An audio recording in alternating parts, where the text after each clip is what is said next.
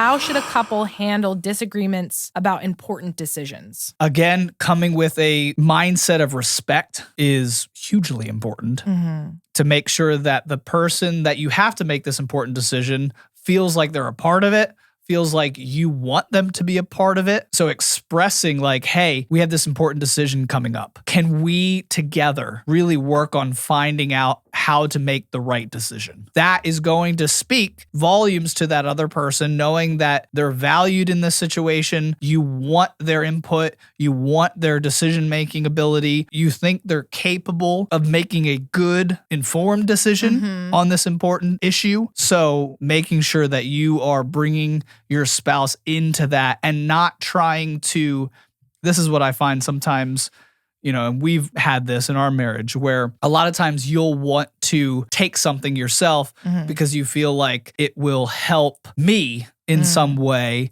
by you just taking this on yourself, not telling me about it because you're going to figure it out and you're going to work it out so that I'm free to worry about whatever I do with my life. But that leaves me out. Now, there are definitely things where you could ask me to be a part of it. And I'm like, I'd rather not. Yeah.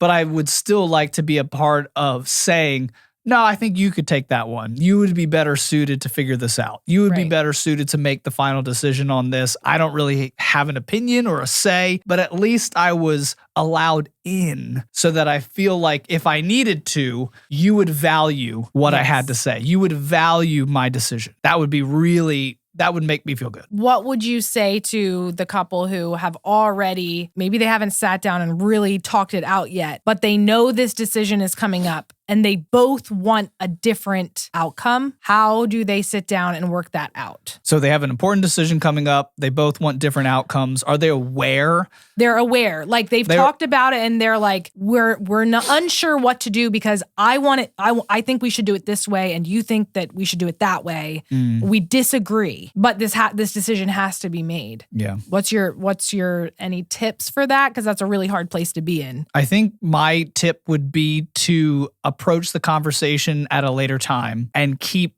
doing that until you come closer to an understanding of each other.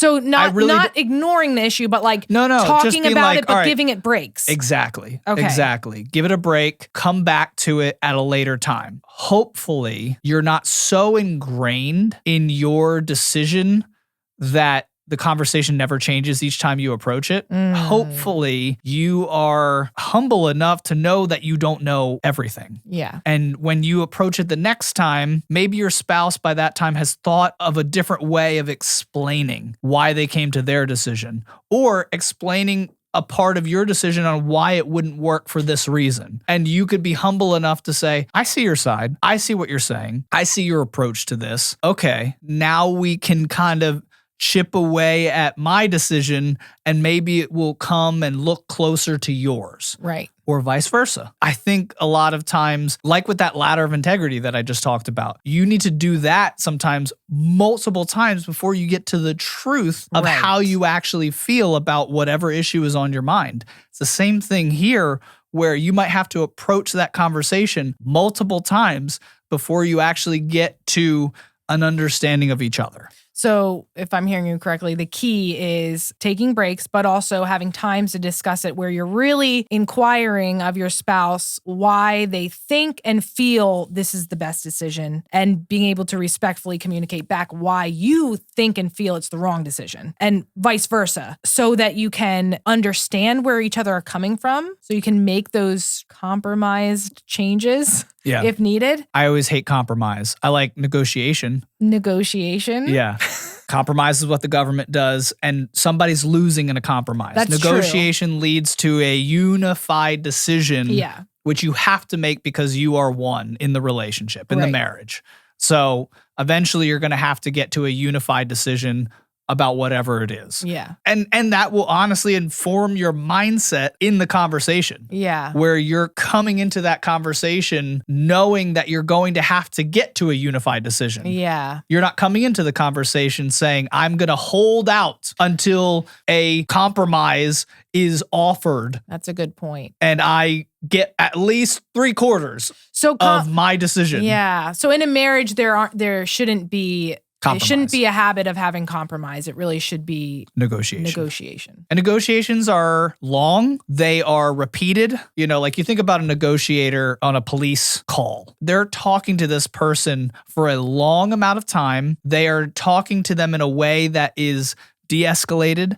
They're talking to them in a way that really asks about things that might be seemingly unrelated to the issue at hand. Why are you held out in this house threatening to kill hostages? They're talking about this person's, like, I don't know, relationships, or they're talking about this person's puppy that they found out about through, you know, investigation or something like that. They have strategies to this, but you can also come into a conversation negotiating and saying, all right, I'm feeling like maybe this thing over here or this situation or this circumstance or this past happening is informing your current decision. Is that correct? That's negotiation, where you're trying to figure out ways in which that person came to their why in their decision. So it's really it's important to be as honest as possible. And the time in between the conversations you have are going to help you understand yourself even more. Right. So you can be more honest the next time. Because what I found for myself, because I see what you're saying now, because I found for myself, time sometimes is the only way I understand deeper reasons why I'm thinking something or feeling something. So like talking it out is helpful, but then the time in between is helpful because I'm like, oh, I actually have this fear about this, and that's why I feel this way. I didn't know that before until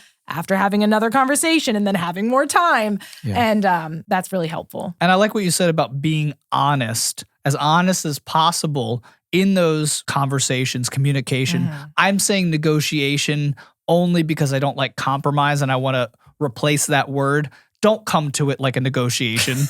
Come to it like you're just talking to each other. Come to it that you're just going to try and be as honest as possible with your feelings, with your why on whatever decision has to be made, and do the give and take dance where you're trying to figure out the best way that we can come together in this decision, this unified decision. I think it's really, again, I could use the government as a bad example of compromise where no one's laying out their cards on the table. No one's laying out what they actually want to achieve in this spending bill that they're trying to attach all of these earmarks to. You know, like nobody's honest about that. And that's why they're doing compromises, because they just need it to look good on paper enough to make the other person say, fine. So they can get what they want. Exactly. But in negotiation, you're laying it all out and saying, here are my cards. From this, this is how I came to my decision. Do you see any holes in that?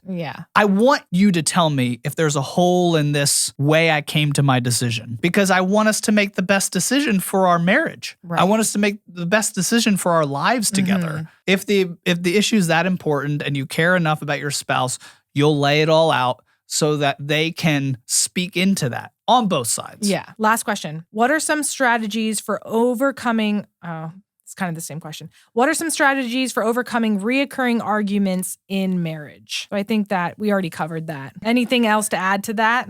Just come with a heart that the other person is cared for by you. That was a very long-winded way to just say, approach every conversation like you actually cared for that person. And that will inform the way you speak to them. That will inform the way they respond to you. For sure. So as to not get into a fight. Fighting has never helped anybody. It never will help anybody.